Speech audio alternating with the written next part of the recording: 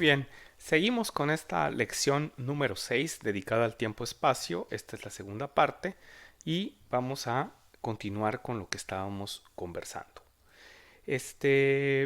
Por principio de cuentas, nos tenemos que preguntar esta idea, ¿no? ¿Cómo le podemos hacer para construir un universo narrativo? ¿Por dónde tenemos que empezar? Lo primero que tenemos que hacer es reconocer algo muy importante, y es que un universo narrativo está construido a partir del lenguaje, a partir de las palabras. Y esto nos pone en una situación muy, muy especial. ¿Por qué nos pone en una situación especial? Porque no estamos creando una película, no estamos creando una fotografía artística, no estamos creando una escultura, no estamos creando un cuadro, ¿no? Estamos escribiendo un relato. Y eso cambia completamente las cosas. Veamos por qué. Imagínense que este fuera el universo narrativo que nosotros estamos abordando en un cuento. Yo estoy usando aquí una fotografía, pero pues en realidad el cuento no es como una fotografía, sino que tiene una naturaleza muy distinta. Se hace con palabras, se hace con lenguaje, ¿sí? Por ejemplo, aquí en esta fotografía nosotros podemos ver una escena completa, un mundo completo, un fragmento de ese mundo así completo, ¿no? Con una escena total, ¿verdad?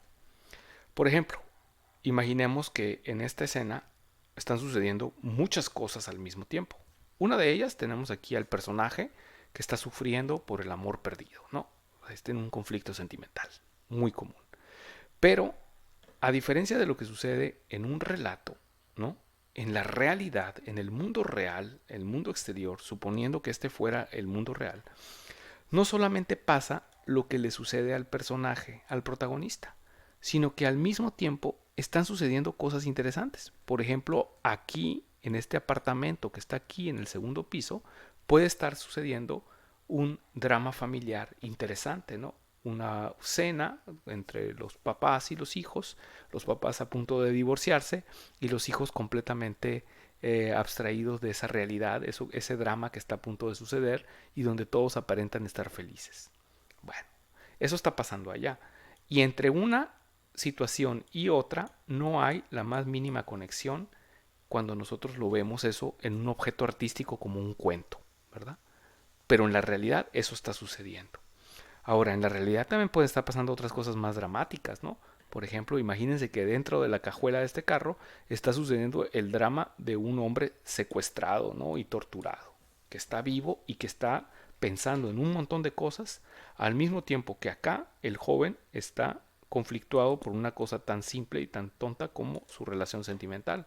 O que allá en el apartamento sucede una escena cotidiana de un conflicto familiar.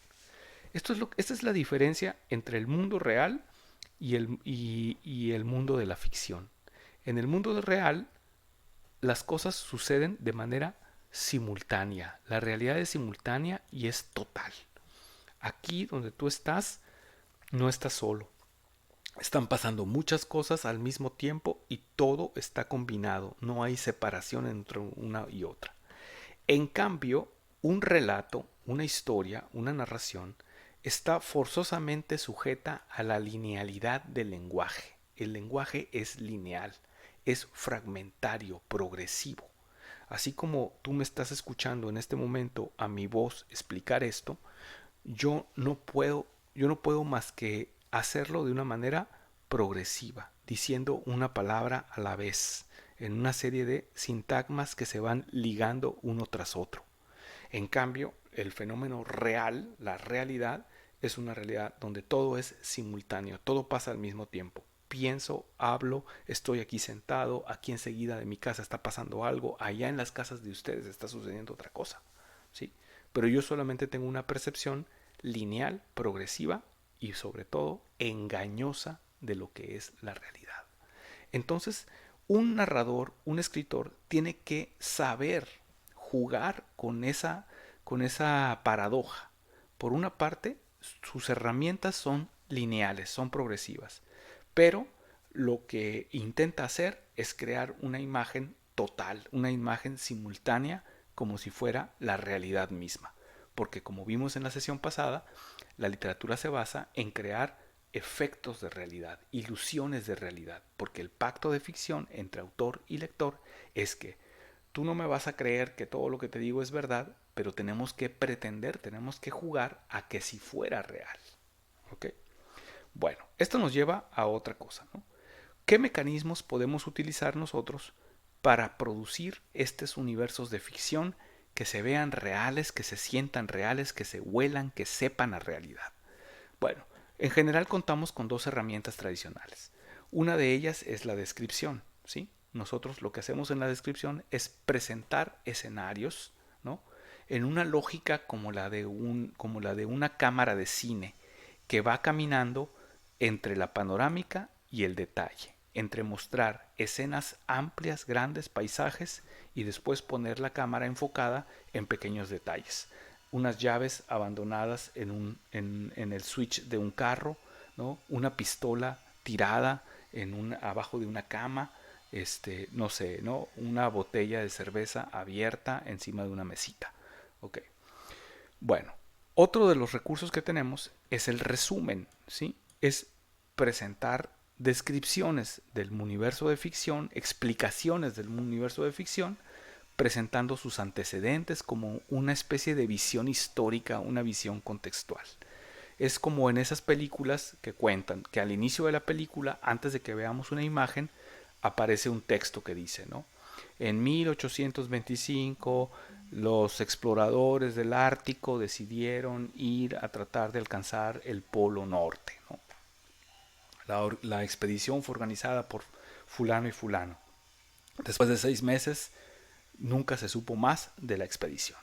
Y entonces se abre el foco de la cámara y ya nos muestra la primera imagen de los hombres allá atrapados entre la nieve, tratando de sobrevivir. ¿Se dan cuenta? Es como si nos presentara un contexto. ¿Por qué? Porque la película no tiene tiempo de narrarnos cómo llegaron hasta allá las personas. Pues lo mismo puede suceder en un cuento o en una novela, ¿no? Es una herramienta que tenemos para darle forma al universo de ficción que nosotros queremos crear, ¿no? Piensen en un cuento, una novela que empieza así, pues, ¿no? O sea, año 2025, ¿no? La humanidad ha muerto debido a un virus generado por la mutación de bacterias de un murciélago. Nada que ver con la realidad, ¿no? Bueno, muy bien. Vamos entonces ahora a un ejemplo de estos dos mecanismos, la descripción y el resumen. Vamos a arrancar con la descripción. Fíjense bien, aquí está el texto que yo les quiero presentar. Este texto viene de un cuento que se llama El huésped de Amparo Dávila. Vamos a leerlo rápidamente. La casa era muy grande, con un jardín en el centro y los cuartos distribuidos a su alrededor. Entre las piezas y el jardín había corredores que protegían las habitaciones del rigor de las lluvias y del viento que eran frecuentes. Tener arreglada una casa tan grande y cuidado del jardín, mi diaria ocupación de la mañana, era tarea dura. Pero yo amaba mi jardín. Los corredores estaban cubiertos por enredaderas que floreaban casi todo el año. Recuerdo cuánto me gustaba, por las tardes, sentarme en uno de aquellos corredores a coser la ropa de los niños, entre el perfume de las madreselvas y de las bugambilias. En el jardín cultivaba crisantemos, pensamientos, violetas de los Alpes, begonias y heliotropos. Mientras yo regaba las plantas, los niños se entretenían buscando gusanos entre las hojas. Más adelante vamos a leer este texto de Amparo Dávila. Es, aunque ustedes no lo crean, un texto de terror, ¿ok? Pero fíjense bien en esta descripción. La descripción, por lo general, sigue una lógica. Va de lo más amplio a lo más detallado, a lo más pequeño. Esta es una descripción muy clásica en ese sentido.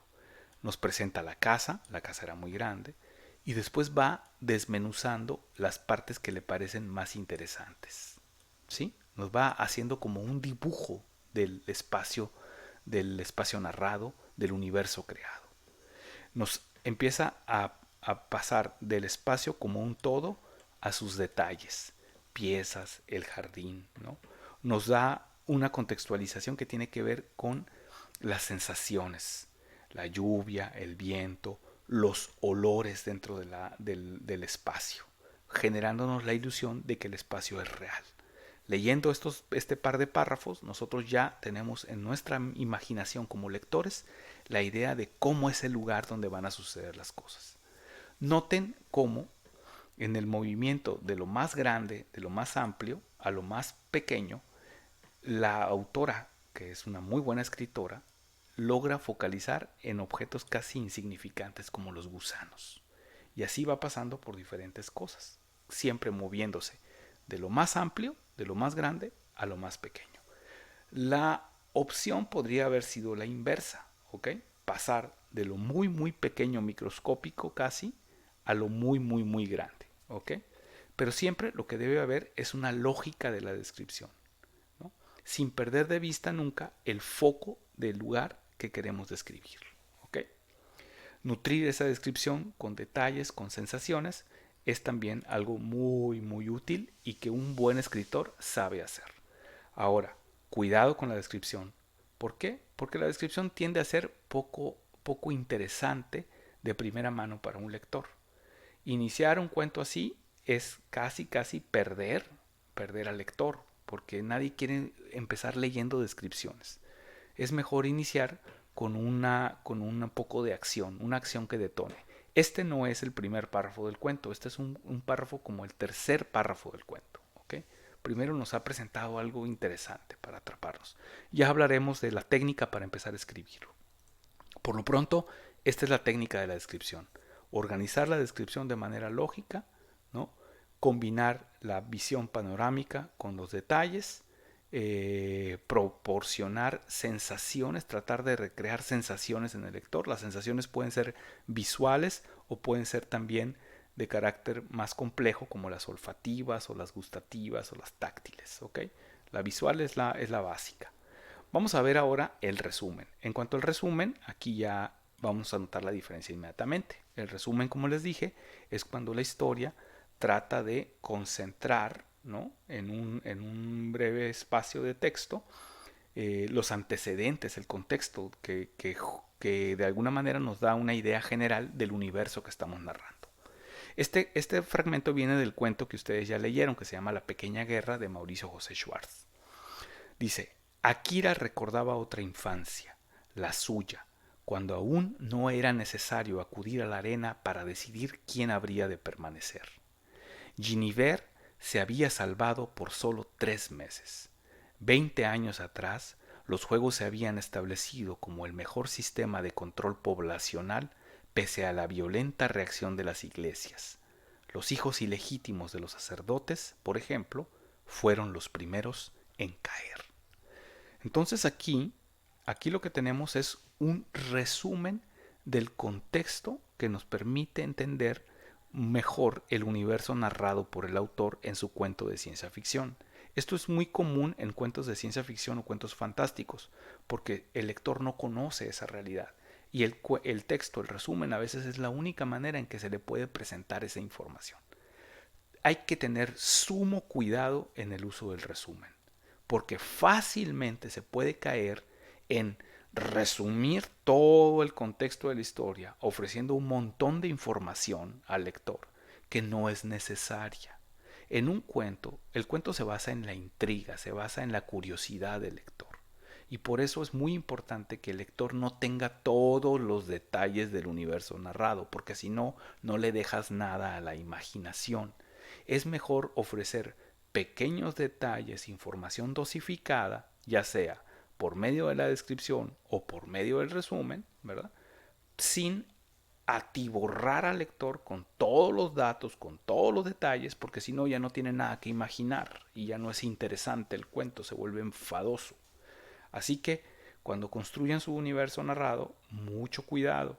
No debe haber mucha descripción ni tampoco mucho resumen. Estrictamente lo necesario.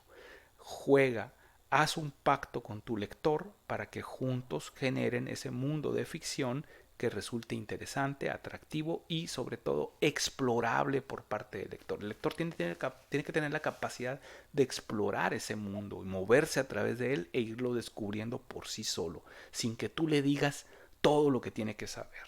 ¿Okay? En esta cuestión de las historias, de la descripción, menos es más. ¿Okay? Muy bien. Otros recursos que quedan disponibles con los que nosotros podemos construir y complementar, adornar nuestro universo narrativo. Por una parte está el habla, el lenguaje, cómo hablan los personajes.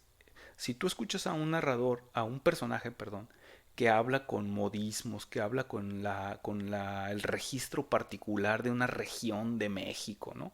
Que tú identificas fácilmente, pues eso te va a permitir a ti llenar el resto del paisaje, saber que la acción está aconteciendo en un pueblo de la sierra de Oaxaca, ¿no? ¿Por qué? Porque los personajes hablan de cierta manera que tú asocias con ese mundo. Igual si los personajes utilizan pues no giros de otros registros, de otras variedades del español, de otras variedades de la lengua en la que estás leyendo, eso te va a permitir a ti identificar más o menos, adornar ese lugar, darle forma. Lo mismo sucede con el registro, con el habla del narrador. La manera en que el narrador habla también puede ser utilizada para hacernos construir esa ilusión de un universo en el que está sumergido, ¿verdad? Piensa, por ejemplo, si se trata de un cuento de ciencia ficción donde hay extraterrestres, pues hacer que los extraterrestres no dominen el español, que no hablen la lengua de los humanos con facilidad, con fluidez, ¿no? Eso puede ayudar mucho, ¿no? O que hablen de una manera extraña, ¿no? Como que se note que no son lo mismo, ¿ok? El léxico que se utiliza también es muy importante. En un cuento fantástico, si los personajes empiezan a utilizar palabras, términos con los que el lector no está familiarizado, pues nos crea la idea de que ese mundo existe, que tiene sus propias reglas, ¿no? Piensen, por ejemplo, cuando en Harry Potter se utilizan todas esas palabras de los hechizos, se hablan de lugares y de cosas, de objetos que son mágicos, como si fueran de lo más natural y todo el mundo los conociera, pero los lectores no sabemos, entonces nos interesamos en descubrir, a ver qué será ese elixir, qué es la piedra filosofal, ¿no? ¿Qué es el hipogrifo, ¿no? Pues no sé, tantas cosas, ¿no? Bueno, también es posible complementar ese universo narrativo con referentes concretos, pues, ¿no? Por ejemplo, mencionar nombres de lugares, ¿no? Por ejemplo, leyeron ustedes el cuento de Juan Rulfo y en el cuento de Juan Rulfo se hablan de los nombres de ciertos pueblos. Y por el nombre de los pueblos te da la idea de que son lugares muy remotos allá en una sierra, en un lugar del campo que no es conocido, no están cerca de las ciudades. Nunca dice Guadalajara, y aunque el texto sucede en una zona de Jalisco, por ejemplo. ¿Okay? Si alguien dice París en un cuento, pues ya automáticamente todo lo que nosotros sabemos sobre París se mete en nuestra imaginación y le da forma, le da imagen a la cosa. El uso de fechas, de acontecimientos históricos, un cuento histórico, si está hablando de la Segunda Guerra Mundial, pues va a hablar de alguna batalla importante, que si el ataque a Pearl Harbor, que si, no sé, los bombardeos en Londres, la toma de París, vete a saber. También cuando se mencionan artefactos o prácticas, ¿no? Por ejemplo, la gastronomía, ¿no? Si tú estás leyendo un cuento y se menciona la comida, pues si la comida es propia de una región, pues tú inmediatamente lo identificas, ¿no es cierto? Muy bien.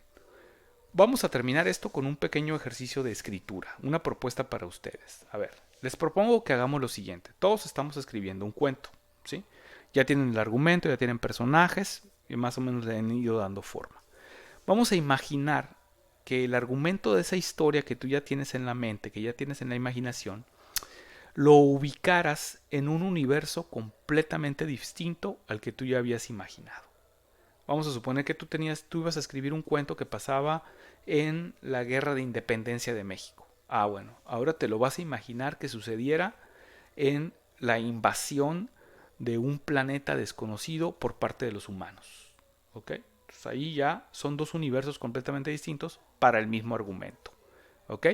Entonces lo que vas a hacer aquí es que vas a describir esos dos universos. El universo en el que tú ya tenías planteado escribir tu cuento y un universo alternativo que sea completamente distinto. Haz una descripción completa del contexto, la descripción de los escenarios particulares, que si las cosas pasan en una recámara, si pasan en una casa, en una escuela, hay que describirla tal como te la imaginas. ¿Cómo crees tú que sería? ¿Ok?